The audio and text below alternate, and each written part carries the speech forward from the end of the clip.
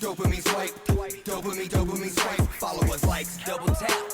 Now they control your life. What is going on, beautiful people? Welcome back to the 817 podcast, where we talk about the lovely city of Fort Worth, Texas. We get into politics, business, culture, and news. If it impacts you as a Fort Worthian, we discuss it. We go through 3 short stories, 1 big story, and wins and losses every week. I'm with my phenomenal co-host who's constantly out in the city doing her thing. And Zeta, how goes it this lovely Thursday afternoon? So that's a weird thing. We're recording on a Thursday, and I came in here really jazzed up. So you were just kind of hinting to the fact of some of the things that I've been out in the community doing. And I think our first short story is not based on a news article because it's something that literally just happened at 8 o'clock this morning or 8:30 this morning.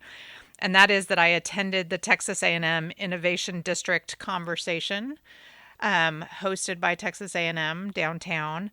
And they had Cullum Clark, who is the director of the Bush Institute SMU Economic Growth Initiative.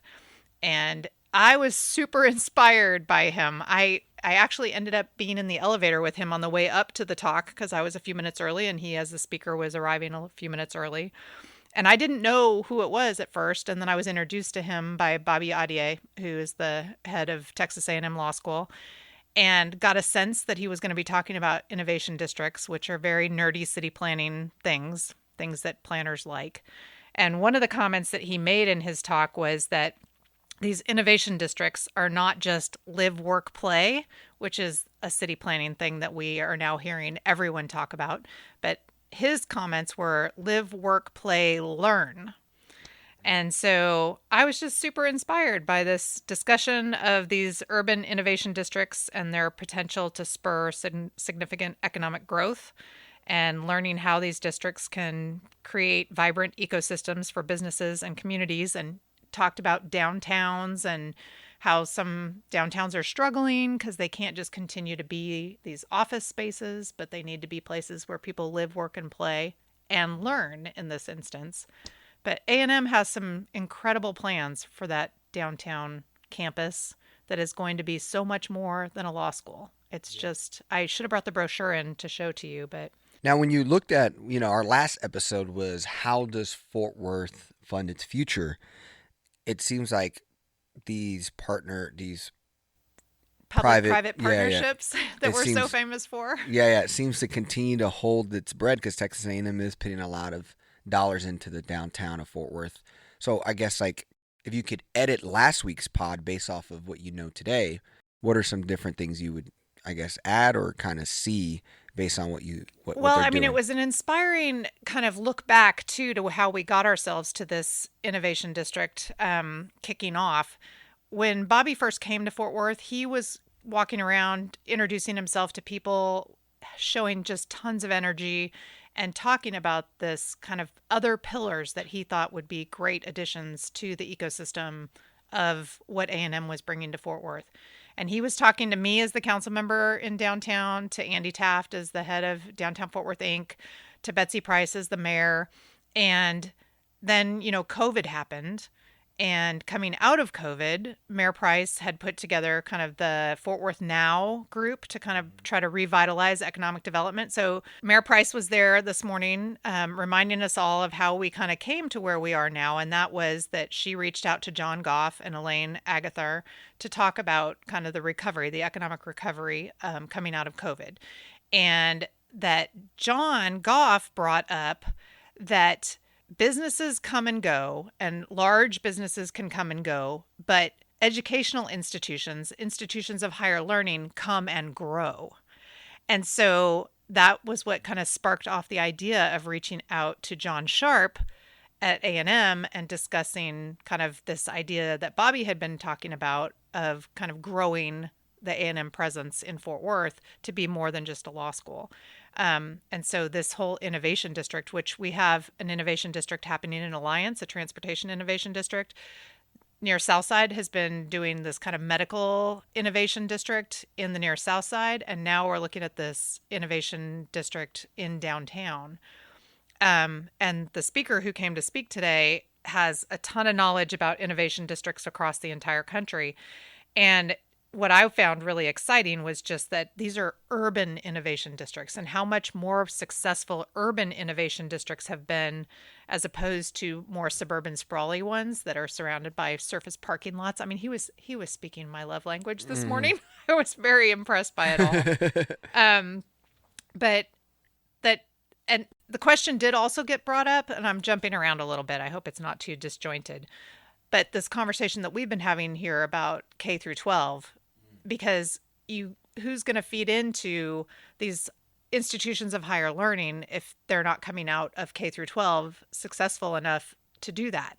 And they talked about the fact that kids in some of these urban environments choose schools that are within 75 miles for college. They choose schools within 75 miles of where they live. And then if you have industry there for them to go into careers, then they can stay in that area as well. And so this innovation district is not just going to be an innovation district for learning. They're going to be partnering with industry and bringing in businesses that will be there too. And the whole kind of third place where you bring people together and they run into each other, and then ideas can bounce off of each other, and two ideas can come together and make a third idea. I mean, this was all the stuff that he spoke to this morning, and just got me all fired up and inspired about what we've got going on in Fort Worth. Yeah, and I think we also kind of mentioned the dynamics of universities in Fort Worth. Was there anything about UTA West, or what you now think about UTA West and its upgrade as well in this picture? Because you kind of mentioned you appreciate this urban innovation zone. So would the UTA West campus be considered more of a suburban innovation district, or like how do you see their play? Location-wise, it's more suburban, but he talked a bit about places that are created that have all of the elements, so that you're not just having a single use. And in UTA West and where Walsh Ranch is, that's kind of being built there. So they could create their own kind of ecosystem of innovation there. And I think that they plan to draw industry there as well. And so I think it could be. I'm more urban minded. So personally, I like the idea of the urban kind of being there all together. Yep. But he did talk about successes of both. Not so much office parks surrounded by parking and that sort of thing, but he was saying how important it is to make the place be a place that people want to be. And that takes more than just the one thing. You need to have diversity in your offerings. And then when asked the question about how do we help K through 12, he was saying that some of these higher learning educations have, started schools or done a great deal to reach out to schools and be supportive. He said it's not easy work to do, but it's important work to do. And, talked about the fact that just on the other side of 35, he also spoke to highways separating things and having that be negatively impactful to neighborhoods. So Southeast Fort Worth being across the highway, how do we reach across that highway and make sure that communities that have been harmed by those separations in the past can be a part of this innovative growth that is happening on that eastern edge of downtown? Also, I know we're looking at, you mentioned that a lot of this happens thinking with the local K-12 in mind, but there was also a Fort Worth Report article out September 3rd, which talked about how TCU's national brand is actually drawing more majority of their students from out of Texas, which is fascinating. The school has more out-of-state students than in-state students since 2018, and most of them come from California. As a Californian, Who originally came here way ahead of 2018 and lives near the TCU area, when you kind of saw this story here, what kind of piqued your interest? So, everybody is always pointing and saying, don't California my Texas, and looking at it as such a negative thing. I always remind people, I came here, 34 years ago, and I don't appreciate people thinking that it's a negative thing that people come from California. I think it's been interesting to live near TCU and see the growth. I have met whenever I see California license plates, I'm always curious to see like where in California people are from, and if they have those little bands around their license plate that say where they bought the car from, I can sometimes narrow it down. Um, but I mean, I think it's a positive thing to have. It's like we talked about on the last pod where we said we've always been, many people in Fort Worth have been like, are you from here? And not trusting of folks that come from somewhere else because they might bring their newfangled ideas that might disrupt the status quo. Yeah. And I think that disrupting the status quo can be a positive thing. Yeah. It'll be interesting to see how many people, put down roots and stay here that come from out of state, Yeah. My kids left this state and went to another state for college and didn't come back. So I think that tends to happen. And I've actually met families that followed their kids here. Yeah. Like they came here for college and then their parents ended up moving here too. It's fascinating how quick it decreased. Looking at the data here, it says 66.9% of kids in 2011 at TCU came from Texas. So now if you go Well, when to did that big today's time, football game thing happen? I think around that 2018, 2019, the national championship. Yeah, I mean, we did the Rose Bowl thing, Yeah. and then we did that other thing. I am not up on my sports. I apologize. Yeah, I know what you're talking about, and obviously I think Visit Fort Worth and a lot of people did a lot to like kind of sell Fort Worth as well, and you see that impact. Oh, it was 2023 was the national title against Georgia, so that was just recent. So I think what sparked it off to begin with, the people knowing what TCU was and wanting to come here, happened with that Rose Bowl situation. Yeah, and then if you look at it though, it's 2011 to 2021 is a 20-point difference. It's from 66.9% to 46.8%. So but you're also seeing growth in the school and how fast TCU has grown, how many more kids they're having, record-breaking classes. So you're going to have to get that from other areas, and maybe, I don't know what's driving people to the private schools, because it's also seeing it happening in Rice. Rice's percentage of students out of state of in-state is only 36%. In SMU, it's only 38%.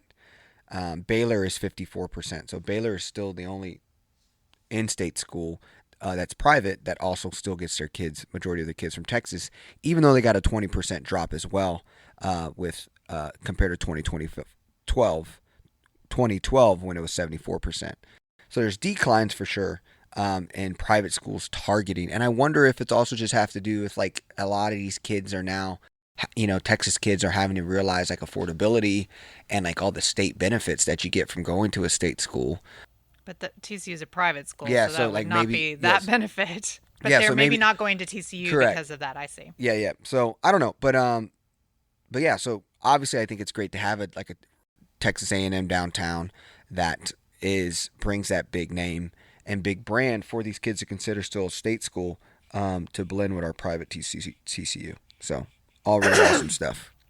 The other thing that we're going to put in the show notes is TCU has been meeting with neighborhood groups and sharing their master plan because, for many, many years, they were saying, we're not planning to grow. We're going to kind of stay this smaller school so that we can continue to have this small classes and all that kind of stuff. And they still are planning to do things that way, but they are also planning to try to accommodate more students on campus. And so they are touting this master plan that they have that has, different columns of improvement and excellence. And I went to a neighborhood meeting recently where they showed us all of that. And that plan is on the school's website. So it's a really interesting thing. And I think that they're doing it very well. And some of the stuff that they're doing is beyond their campus. So they own the property on one side of Berry Street, but they don't own most of the property on the other side of Berry Street. But there's a lot of collaboration, public-private partnership, as we talked to before, to increase housing that would be focused on accommodating students and faculty along that corridor. And I think all of that can be positive and beneficial to the neighborhoods around TCU as well. And personally, I appreciate that as a neighbor to TCU. Yeah, absolutely. And that event was the Rose Bowl for TCU was 2011 when that happened. So cool. Well, let's go ahead and move into short story number 2, which is we talked about There's feels like some transit progress, bipartisan understanding of the importance of transit. And hey, Amtrak gets $64 million in federal funds for high-speed rail between Dallas and Houston. The work on the Texas rail corridor continues to slowly advance despite pushbacks. From your lens and from the transportation community you're so close to here, how do you guys portray this, and what are some notes we need to have? Yeah, I think it's just kind of an update. This is not a short story that we need to spend a whole lot of time on, but there was a Houston public media story about how the Houston to Dallas high-speed rail corridor is receiving $63.9 million of federal grants. And that is just kind of helping that corridor along, which would allow a 90-minute high-speed rail route between Houston and Dallas, and hopefully on to Fort Worth, as something that our mayor has championed, as well as the mayor in Arlington. But they're exploring partnerships. This is something that Texas Central Company originally was heading up, and now that Andy Byford has joined Amtrak. And if you want to know somebody who has championed trains and done amazing things with trains, just go look up Andy Byford, because they call him Train Daddy. Wow. And I got to see him Seems at like a a rail TikTok username. conference recently. And so he's very bullish on all of this and excited about the prospect, and thinks that this could be, you know, kind of the shining example of high-speed rail that hopefully could connect our entire country. And I think that we're behind in this area. And I look forward to continuing to champion this. You know, one thing that jumped out at me was the fact that they're looking at trains that they use in Japan, and the flawless safety record of those trains, that there has not been a single chain cause fatality in their whole operation since 1964. Wow. And that is so different from the safety record of highways. Yes. Yes. I know I keep hearkening back to No, that. that's perfect. That's perfect. And I mean, we drove here during the day because we're doing this on Thursday because we'll be out of town. And I got here early because I had some meetings at like 8:30 a.m. So I got here early. So I was in like classic, normal go to work time.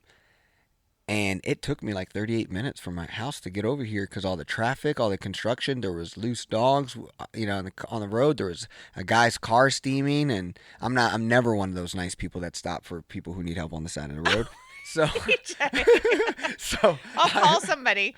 I'll call everybody should know that there is a phone number on the back of your driver's license of people to call if you have an emergency on a Texas roadway, because you should definitely not get out of your car and try to fix stuff yourself without calling for help, because somebody needs to come and block in order to keep you from getting hit. If you get out of your car, it's a very bad safety idea. And it was just, I had stress kind of getting here, and I was like, man, this is the roads were packed, the roads were stressful. So it makes you realize all the things you talk about. So cool. Well, we'll keep updated there. I did see in the story as well that the proposed route currently only has 30% of the land needed secured. Experts estimate that the total cost of the line could reach $30 billion and would need broad political support and a mix of private and public funding. Despite opposition from rural property owners along the route, Amtrak officially views it as one of the most viable high-speed rails in the U.S. due to the large populations of two cities and the relatively flat topography between them. Yeah, there's definitely flat topography between the two. Nothing stopping us, baby. Now, we're going to move into short story number 3, which is an update on the Tarrant County jail case with the family of Anthony Johnson. To be transparent with you all, we have been working closely with the Johnson family through some people on their team to try to get Anthony Johnson's sister onto the pod, Janelle Johnson, who's been an advocate and standing up boldly to accountability at Tarrant County Commissioner meetings. So hopefully we can get that scheduled. We're looking at having her next week, but we'll see what happens. She's had to reschedule, obviously, because all the things going on. But this is an update, and we want to kind of share update. Is that the price tag for the death of Anthony Johnson Jr. in Tarrant County Jail grew a bit after Tuesday's Tarrant County Commissioner approved hiring 3 more attorneys to represent jailers in a lawsuit. The hiring of attorneys for jailers Jaquavia Simmons, Elijah Merez, and Jonathan Namone, who were named as defendants in the lawsuit last month. And this is obviously because, we got more expansion of the video, which we still have been waiting for, and a full extension publicly. Obviously, in court, these things will have to happen. But Simmons sprayed pepper spray into Johnson's mouth while he was already handcuffed on the floor. Darrell Washington, the Johnson family attorney, told the Star-Telegram in August, and Merez and Namone pinned Johnson's legs to the floor when Moran placed his knee in the back. And so all this is to say that you're looking at an additional $30,000 for each attorney, which would be adding another $90,000 to the county's bill for for Johnson's death. And again, these are things that are expense costs to our county and to our city by having poor clarity of how we run and support our jail system. Yeah, I think that, like you said, it's kind of an update to a story that we've been following closely, and just the overall tragedy of the loss for the family kind of overwhelms me over everything else. So, and what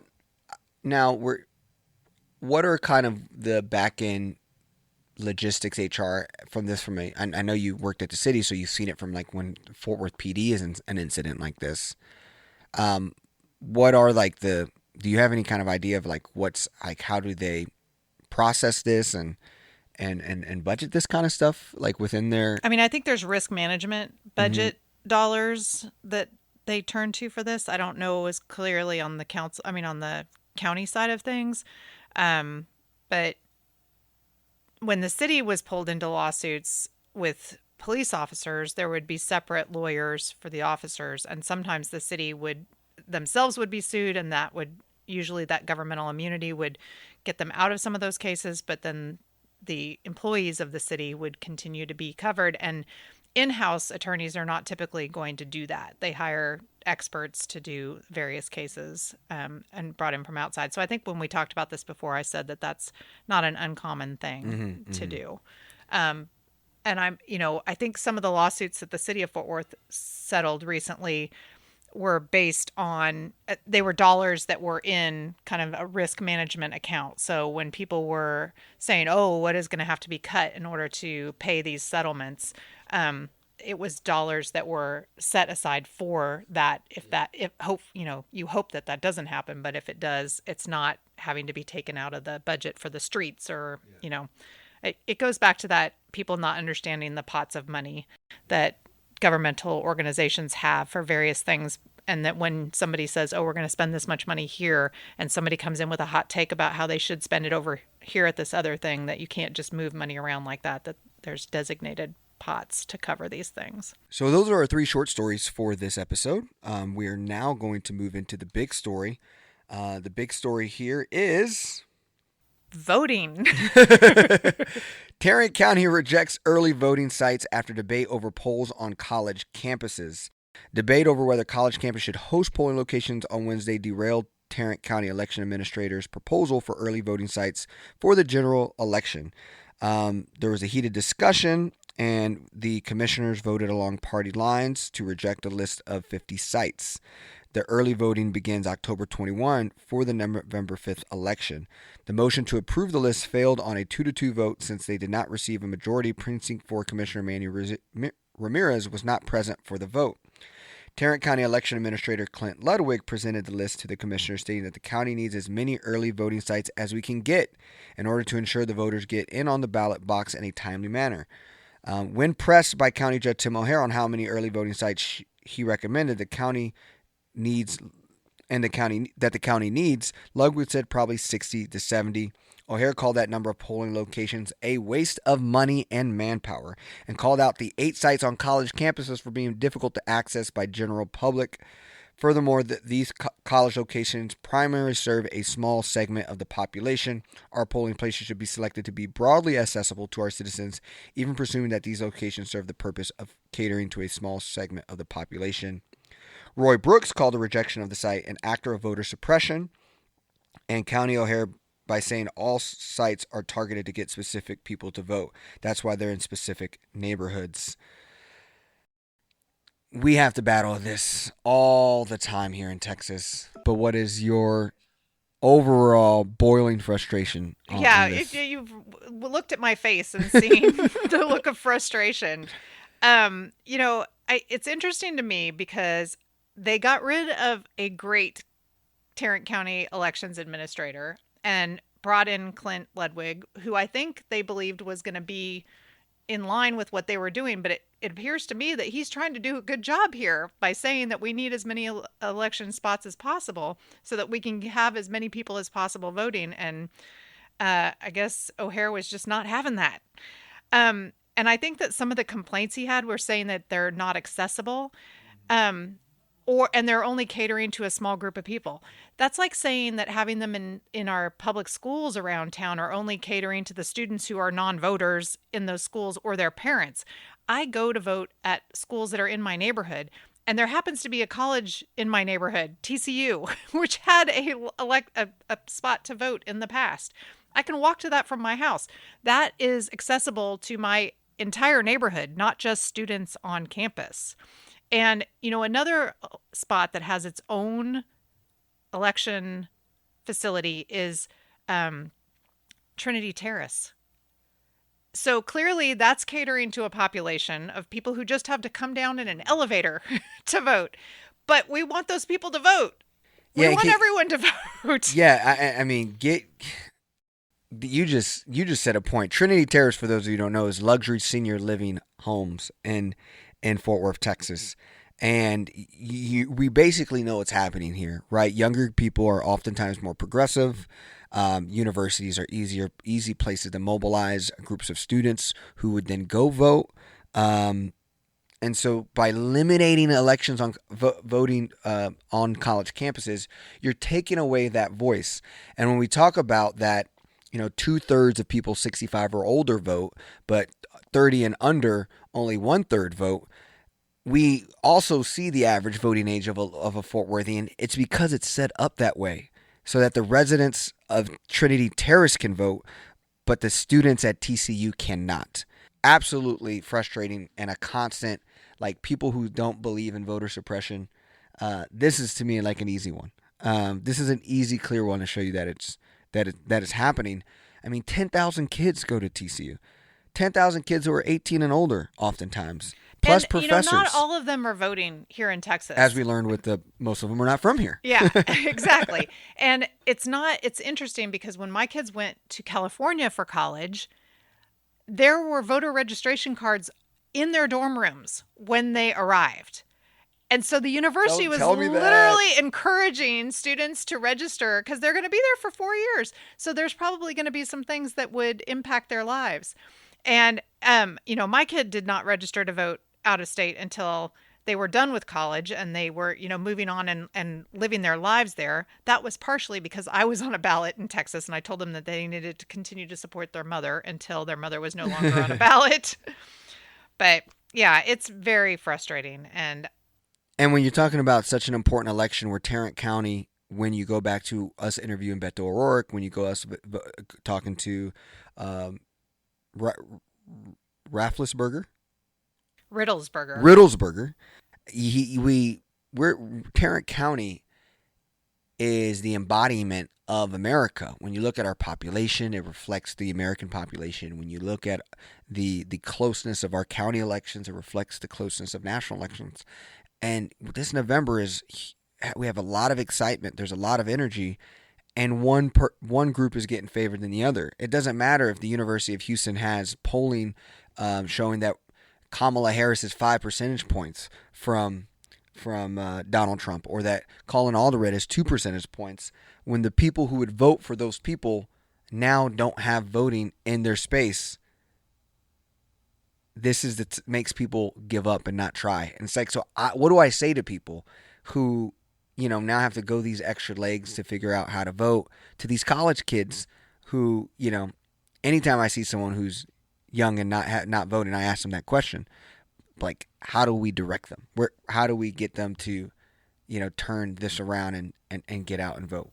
Yeah, I remember being at Arts Goggle, I think it was one year, or Open Streets, something on Magnolia, and there were people walking around with clipboards registering people to vote. And a couple of them came up to me because I was walking around with my child and I had on, I think I might have been on the campaign trail at the time, but they were talking to me about registering people to vote. And one of them reached out to somebody that was walking past us and said, "Are you registered to vote?" And this person responded, "No, I don't vote." And this was a relatively young person. And I was flabbergasted by that because, again, and I need to just get over this because clearly not everyone was raised with it imparted on them so strongly that this is something that they need to participate in. I mean, have I told the story on the pod about how I was born on election day and my mother was told to go vote because there was still time before I was going to make my appearance? You haven't. You didn't say that at all. Yeah, That's I good was to know. born on an election day. And when my mother went to the hospital in labor, her doctor said, "Have you voted?" She had not. He said, "You have time. Go vote and come back." So this is how much voting has been imparted to me as an important civic obligation. And so when people say they're not voting, it just drives me insane. So what is the closest location for TCU students? So it varies when it's a local election and when it's federal. And there's always been places at Bluebonnet Elementary, which is now McLean sixth grade, which is one of the schools that's being closed. So I'm not sure it isn't being closed tomorrow. It's part of the consolidation. But that is at the end of the block from my house. So it's probably about 6-7 blocks off the TCU campus. And then Pascal High School has had a voting location. I'm not sure if the church is, yes, there's a church on the corner of Stadium and Bel Air that has been a polling location for some of the elections. And I would have to go back and look and see which ones were federal and which ones. There's been a couple of times when I've had to go all the way over to McCart to an elementary school on McCart, which is, you definitely wouldn't be easily walking there. Yeah. I'm always annoyed when it's not within walking distance of my house. And so that's why I see this idea of having lots of polling locations as making it more accessible. And you know me and my opinion about parking, but that came up in this whole discussion too, because one of the reasons that they were saying that these college campuses were not accessible was because they charge for parking. And they pointed out UTA and said that the closest parking was a paid parking lot. But I was on the UTA campus during an election in one of the most recent election cycles, and they had a voting spot on campus, and they had a strip of free parking for voters right next to the building that the voting was being offered in. So there has always, I think, been free parking available at any of these places that usually charge for parking, more of which should, in my humble opinion. But anyway. Yeah. It's not keeping people from going to these campuses. Yeah, and the red party knows that, right? We talked about this a long time ago, you and I, about how really the parties are two elite classes. You have the wealth class of the red class, which comes from business class, people who started businesses, generational wealth. Then you have the educated class, which is the blue side, and oftentimes working class people are just kind of lost in the middle, not understanding, and really it's a participation of two elites. So Governor Abbott and people like Tim O'Hare know that the number one sign of a Democrat is a college degree. So why on earth would you pit voting spots on places where most of these people don't think like you? And I think that this is the kind of stuff that makes me question, like, why do we keep living in Texas, especially after you tell me the conversations of your kids in California and how proactive people were on helping kids get involved civically? When I was in college in the middle 80s, there were people set up on college campuses registering people to vote. I remember there being an ironing board. Somebody was standing with an ironing board, like a table, registering people to vote. I went to a lot of colleges. I moved I have undergraduate credits from 5 different undergraduate institutions. So I got the opportunity to start school anew at several schools and see this practice happening across the board. So yeah, there was a lot of people encouraging people to register and vote. And you made also a really good point about, Ludwig, Clint Ludwig guy who took over the role because we moved on from the last administrator. Who went to Dallas. Clint Ludwig, the person who was under Tim O'Hare's camp, is even saying that we needed these on college campuses. So that's when you know someone is being partisan. That's when you know someone is being their personal motives are being played and pressed on our county. And he has just done this over and over and over again. Well, he says in this article, the site on campus, college campuses favors one group, adding that the court's role is not to get college students to vote. The court's role is to get everyone to vote. Yeah. And that's what Commissioner Brooks pointed out. He said it's not trying to make it easier. We're just trying to make it easier for people to vote. And that is the job of the commissioner's court, is to make it easier for everyone to vote. Yeah. So, yeah, it's incredibly frustrating. And the Tarrant County GOP chair also addressed the commissioners and urged them to reject the sites on grounds that college campuses are difficult for non-students to access, which is nonsense. Yeah. I mean, there are neighborhoods around almost all of these universities. I don't know if they talked about TCU, and because that's where it impacts it as well, is because most universities are also in blue districts. It waves across. You know, it's just like, yeah, it waves across. Yeah, and I'm not sure. I mean, he's the one that pointed out that the closest parking location at the proposed site at UT Arlington was next to a paid parking lot. But like I said, I saw the actual voting place at UTA in years past with free parking right in front of the building. So that's just not even true.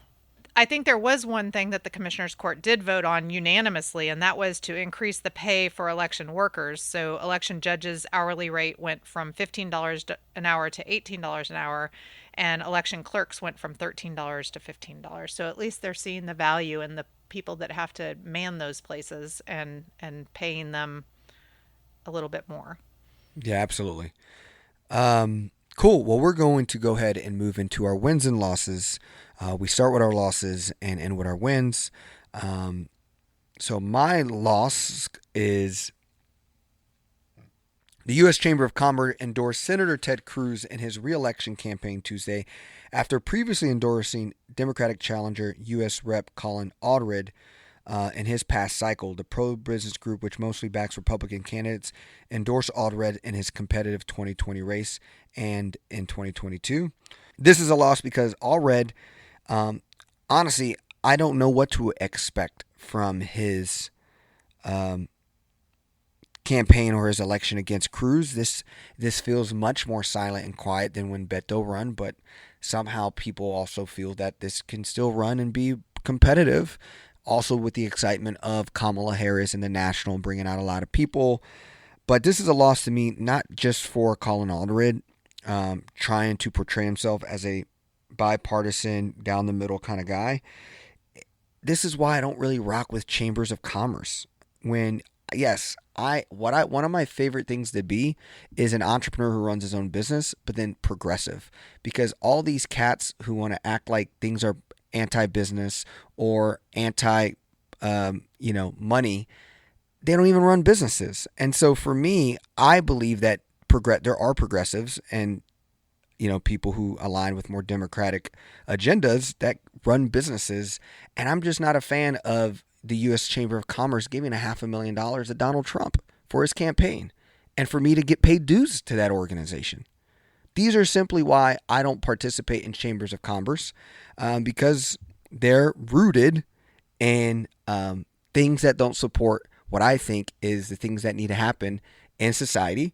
And so even though I can find other business circles to move my business. And so this is just another reason why I don't know anyone still rocks with Chamber of Commerce. Your loss. So my loss is a little less grand, but there was an announcement this week that Melt Ice Cream is leaving Sundance Square after 5 years. And the owner did say that it has been a profitable spot and that they opened 5 years ago in a tiny little place that was only 550 square feet, and now they're moving out. There was some hinting of possibly another location, maybe in downtown. They are opening a brand new shop in Willow Park. And they have a spot obviously near Southside. That's the original. Stockyards. Well, original was Ooh, on come on now. Rosedale. Got it. On the near South Side, and then they moved to Magnolia. Gotcha. And so, and then the Stockyards and downtown. I don't know in what order. Yeah. But I think they have Willow Park is a brand new spot. Yeah. And so I guess I mean, it's definitely a loss. And to everybody pointing out things, after our big story about what A&M is going to be doing downtown in this fantastic innovation district that's going to be mainly on the east side of downtown,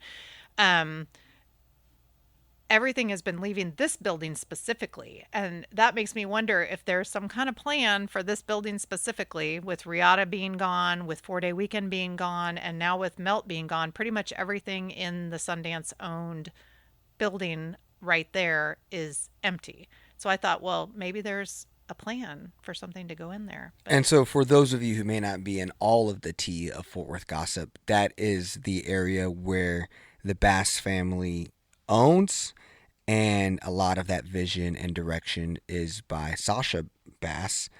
And there's contentions constantly on what Fort Worth needs to look like. I think there's a lot of things they've done well with the Sundance Square and the bands and the waters. And like when I go down and show people downtown Fort Worth, I'm like, this is kind of cool for them to see that kind of style. But anyways, that is a building of theirs, and we must see what the reason is. We always talk about seeing things close, and my fear was if an ice cream spot closes in the summer, it's bad. So we'll just see what happens, if because there's some other explanation. Yeah. And if they do open up another spot downtown, that could be eye-opening as well. And to your point about, some of the ideas and things that have happened downtown, and to everybody jumping to the perception of that it's gutted and people are moving out and that it's all gone, I don't think that's totally accurate either. I There agree. is a lot going on downtown, and I think there has been, even from the year 2014 when I was there as the council member at the very beginning, a lot of downtown didn't seem like a hospitable place for everyone. And I know that there were Black and brown communities that didn't necessarily see downtown as being for them. And I think that some of the initiatives in the downtown space and in the Sundance space specifically have been very intentional in bringing activities and business owners that are more representative of our diverse community. And I don't hate the idea of making people pay a lot of money to park on a surface parking lot in the middle of downtown.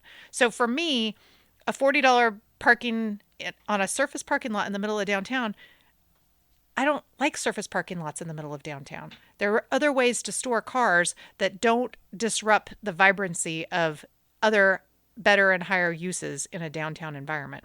So the idea of keeping cars out of the core, having them be on the perimeter, accommodating folks that have accessibility issues, obviously, because that's the first thing that I always get thrown back in my face when I suggest that we shouldn't have cars coming right up to the fronts of businesses. But there is a lot of change happening in downtown, but the overall perception that there's no place to park and that this all horrible doom and gloom, I don't subscribe to either. So the second part of my loss is the loss of Melt specifically, and the perception that there's nothing going on in downtown, which I don't think is true either. And I've had really good experiences downtown, and I'm one of those people who don't go to downtown. And I guess when I do go, me and my wife ate at Toro, Fort Worth. Like the vibe down there, that was super cool. The lobby of that, I was like, man, this is cool. To me, where I get confused on is just the math ain't mathing. All right, and I'm in a sense of all of it's cool. The new cigar lounge above Thompson's, really cool. Went there with Frank Moss, right? All this stuff is awesome, but it's just like we're acting as if 60% of Fort Worth lives in the loop rather than that 60% lives out of the loop. The math simply doesn't math no matter how great it is downtown. That's, to me, I actually don't think there's anything wrong with it. It's just the way Fort Worth is set up. It's set up to have a desolate downtown that will never thrive right now. So that's, to me, the problem is like, what what business person in their right mind would ever consider to do something in Sundance or downtown? Because the way our migration patterns of how we move in Fort Worth, nobody goes to downtown. It's not even about the businesses. I think and there I are think good it needs to be experiences. more folks actually just living downtown. Yeah. And that's the difference between the challenges and the opportunities. Yeah. And that was brought up in the conversation this morning about Texas A&M's Innovation District, that there are a ton of positive opportunities that could be really, we're like on the precipice of this opportunity to make downtown thrive and be better. And it's not going to be hearkening back to an office population or even a convention center population, but we are definitely tapping into conventions, and we're definitely pushing for more folks, more housing to be built downtown and more people to live downtown, so that it's a 24-hour population, not just people coming in from other places. And you're having a lot of like what I feel like the people who would have chose downtown. I mean, you have that one Deco 69, is that right? Deco 969. Yeah, that one seems to be populated in full with the idea of the people who would move downtown, but it's also kind of competing with that Crescent Hotel kind of area and the new condos over there, and people moving over there and like almost making its own community of walkers and people who kind of live in urban. Well, and there was chic. another announcement of a possible 10 to 12 story building going in over on the river, across the river from Colonial Country Club, off of University. And somebody was saying, why do we have so many mid-rise 4 and 5 story apartment buildings in downtown, where you would think you would want to have those higher rises? And then people are proposing these 10 to 12 story buildings in, adjacent neighborhoods to downtown. Yeah. And so to me, it's like, I mean, obviously Fort Worth, we would never do this, or like it's, but I just like, to me, incentivize people to live downtown, make it massively affordable, bring young people back to running into each other. We have loneliness at an all-time high. We have people not falling in love at an all-time high. We have people stuck at home with their parents at an all-time high. Make living downtown affordable. I mean, I think if you can just get a bunch of these kids who either live at home with their parents or thought West 7th was the idea, but obviously that place has gone all different routes. It's like, how do you get these people to come together? And I think you win it on the back end of the foot traffic and people living there and now not wanting to drive because that's that kind of population wants to be able to walk and get access to things. The problem is always going to be is that real estate people set the value of things and nobody wants to buy that for $600, 600 square feet. And that's just, that's why I tell everyone to live with your parents as long as possible, because these guys need to bleed out, until they realize what you can really afford to live. So, and there are some affordable options in downtown, which people probably don't even recognize. I had affordable housing. I lived in a downtown. historic electric building. Yep. On affordable on that setup. I know so many people who lived in that building. Yep. Over time. A lot of entrepreneurs came out of there. It's a cool building. Yeah. I like it a lot. The person who showed it to me was Justin Anderson. He did Woats. He does like food stuff, and like they're in like HEB and all that. He was a TCU grad. Oh yeah. Is he doing no? And then Adam Blake, I know he owned the skyscraper at one point. I don't know if he still does. But the historic, I love living down there. I had like 20 windows in my unit, and it was super affordable to start. I mean, I started, like I said, Tech Fort Worth, living downtown. I was the poster child that no one wants to put on the wall though, because of today. We're putting you on the wall right here in this podcast. But yeah, so that's a great loss that you kind of turned into a win. Don't I tend to do that? I'm so optimistic. Yes. Speaking of businesses moving to Fort Worth, a win. One of the world's largest tire makers is set to build $69 million facility in Fort Worth. The project is being reviewed and work is set to finish early 2026. The company is Continental Tire, is beginning to work on a new 752,000 square foot space at 10101 Old Burleson Road. The site will also include 7,500 square feet of support offices, and the work will be completed in early 2026.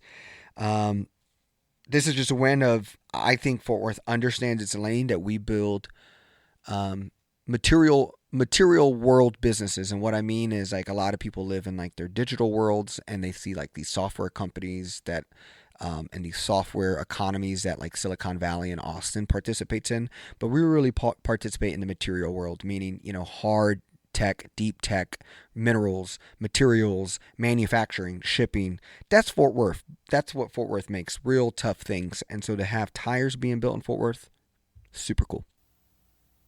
I don't know how I feel about tires. Oh, Unless they're yeah. bus tires. I didn't even put this together. Oh, that's good. That was a good one. I didn't even put that together, but well done. So, although I made my loss kind of a win, I do have an actual win, and that is that Southside Community Gardens is growing its mission. We touched on this as a win not too long ago, that they received some federal dollars through Mark Vesey's office, which was definitely a win. They are now armed with a new $500,000 federal grant, and the organization hopes to expand its mission to more residents. I've had the pleasure of hosting some of their plant giveaway and planting days in my offices over in the Connex shipping container building, because they started doing that when Hustle Blends was located in that building. And then I continued to help host them since their people were used to coming to that location to pick up plants. And so they're just continuing. Patrice Jones has been just rocking that. And this all came out of a study that indicated that the life expectancy in 76104 Morningside neighborhood was determined to be the lowest life expectancy in Texas.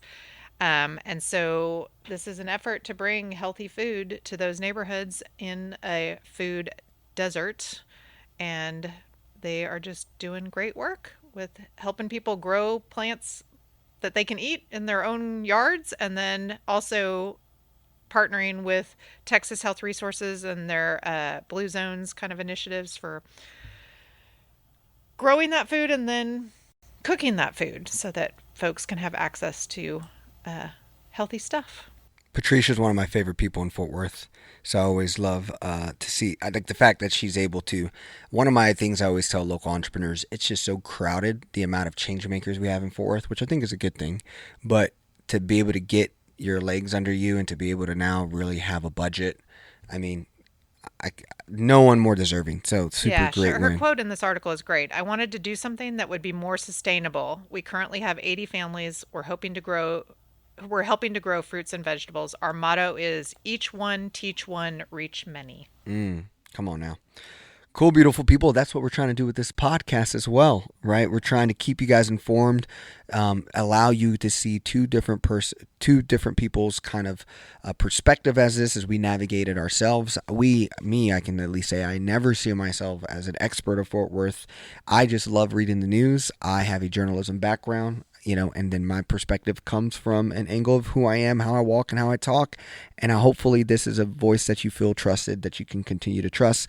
Obviously, we got the Queen of Transportation, Ann Zeta, with us and her background and counsel. And so there's not a lot of pods that gives you a perspective from two people from two different walks of life, two different upbringings, two different ways of going, two different generations, all of it right here in this one pod. So if you feel like this is valuable to you, continue to share it with other people so other Fort Worthians can be a part of the conversation. I'm not sure how I feel about that two different generations. I didn't say which generation. I didn't say which generation. I don't think I'm quite old enough to be your mother, but maybe I am. No, I'm thinking we could be, but that's all different. That's relative. We were just discussing. I'm the one over here complaining about my back. All right. That's the truth. I'm trying to help you with that. I've been trying to suggest things to do about that. I've been sitting sideways on this chair, because my back's about to pop. But anyways, guys, always enjoy having you guys. Regardless what generation you're in, hopefully you enjoy our pod. Later. Spread the word. Thanks so much. Control your life. Dopamine swipe. Dopamine swipe. Follow us like double tap.